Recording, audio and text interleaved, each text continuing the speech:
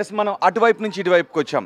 ఒకవేళ ఒక 30 సెకండ్లు అటు పడి ఉంటే హై టెన్షన్ వైర్లు, సివిల్ హాస్పిటల్, రోడ్, జనాలు ఇదంతా ఉండేది. ప్రమాదం చాలా తీవ్రత ఎక్కువగా ఉండేది. ఒకవేళ 30 సెకండ్ల ముందు అంటే ఒక 100 మీటర్స్ మనం చూసాం కదా, టైల్ పార్ట్ పడింది.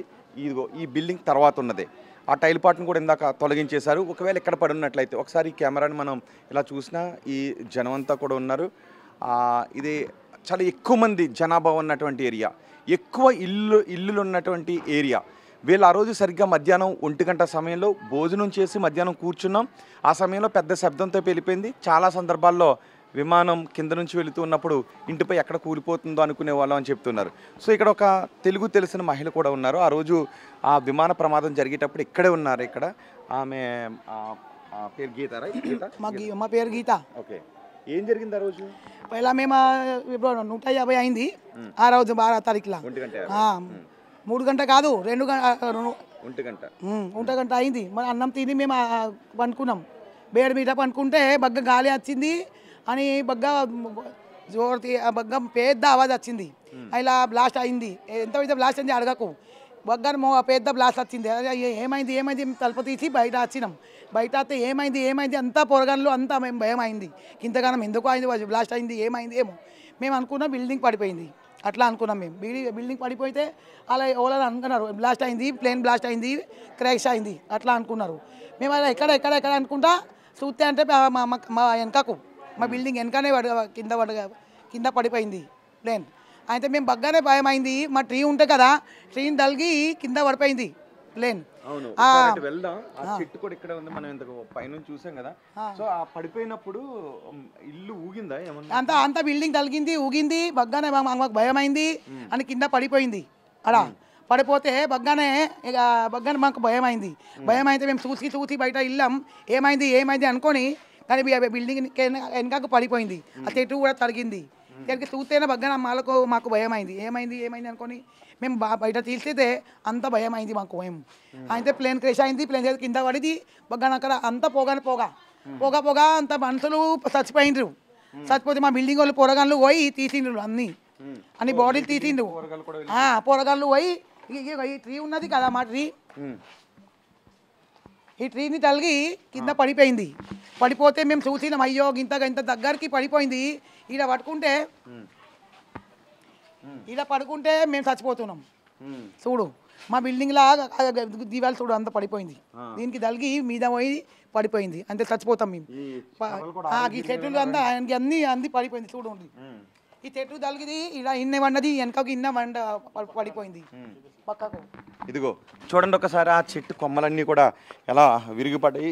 ఈ కర్రలన్నీ కూడా ఆ రోజు విమాన తగిలి పడిపోయింది. ఇది పెద్ద చెట్లు ఉంటే దీనికి తలిగి పడిపోయింది. పడిపోతే 50 మీటర్కి దూరంకు పడిపోయింది. ఈడ పడితే 50 మీటర్ ఇంకా పడుతుంది కదా, మేము చచ్చిపోతున్నాం అన్ని. మాకు బాగా భయం అయింది. పోరగాన్లో ఇంకా భయం అయింది. మేము అన్నం తినలే, ఏం చేయాలా ఏం అర్థమవుతలేదు. నెత్తి కామ్ చేస్తలేదు. గట్లా అయింది. చూడటానికి వెళ్ళిండ్రు. అంతా అక్కడ అన్ని దగ్గి తలిగింది. ఆకాశం అంతా పూరా ఇంత ఆకాశం మీద అక్కడ అంత ఏం చేయాలని ఏం చెప్పాలా ఏం కనిపిస్తలేదు, ఏం యాదశత్తలేదు.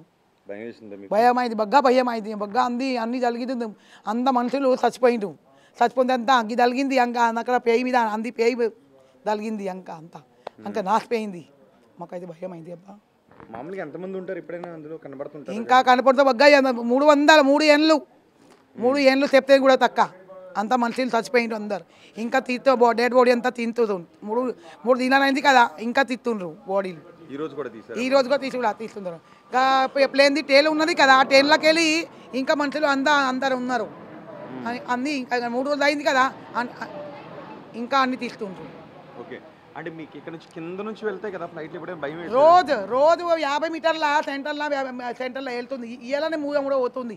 600 మీటర్లో పోతుంది. కానీ రోజు మీ చెట్టు ఉంది కదా, దీనికి రోజు తలిగితే పోతుంది. మాకు రోజు భయం అవుతుంది. అయ్యో ఒకసారి పడితే మనం అందరు చచ్చిపోతున్నాం. ఇదే చెట్టుకు తలిగితే పోతుంది ఖాయం. రోజు అని ఇప్పుడు కూడా తలిగి పడిపోయింది 50 మీటర్ సెంటర్లో. ఓకే, ఇందాక తీస్తారు కదా దాన్ని, టైల్ తీసుకుపోయిండ్రు. ఇంకా డెడ్ బాడీ వెళ్తుండ్రు.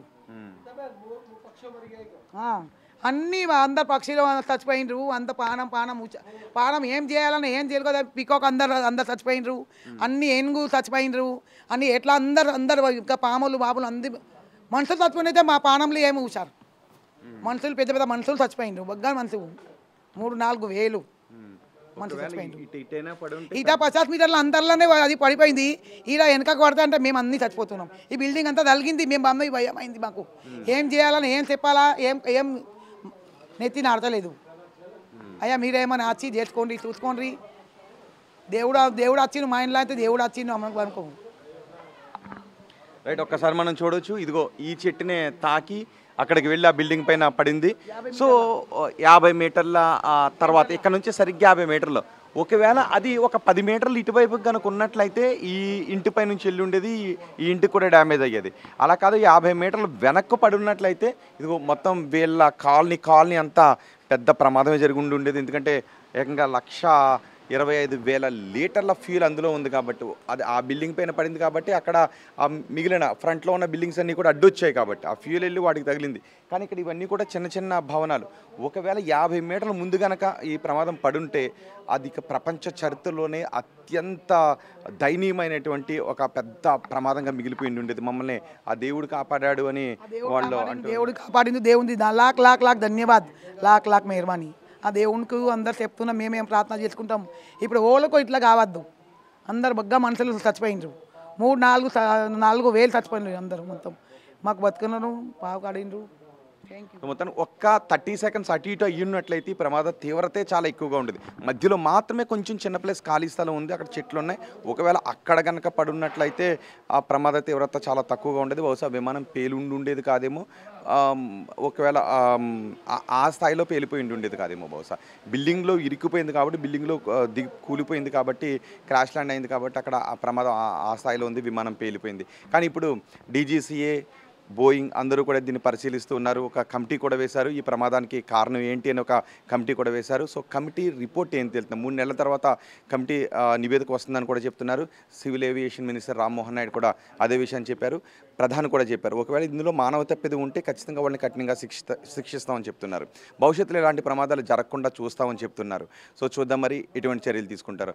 మరోవైపు ఇప్పటికీ కూడా బాడీస్ని వాళ్ళకి అప్పగించలేదు, DNA పరీక్షలు చేయలేదు. ఇంకా విజయ్ రూపాని బాడీని కూడా రేపు బహుశా అప్పగించే అవకాశం ఉంది. ఆయన బాడీని కూడా ఇంతవరకు ట్రేస్ చేయలేకపోయారు. సో ఇప్పటివరకు 270 మంది చనిపోయారని చెప్తున్నారు. 140కి దాటి 140 వరకు మాత్రమే మృతదేహాలని అందులో భద్రపరచాలు దొరికాయని ఉన్నారు.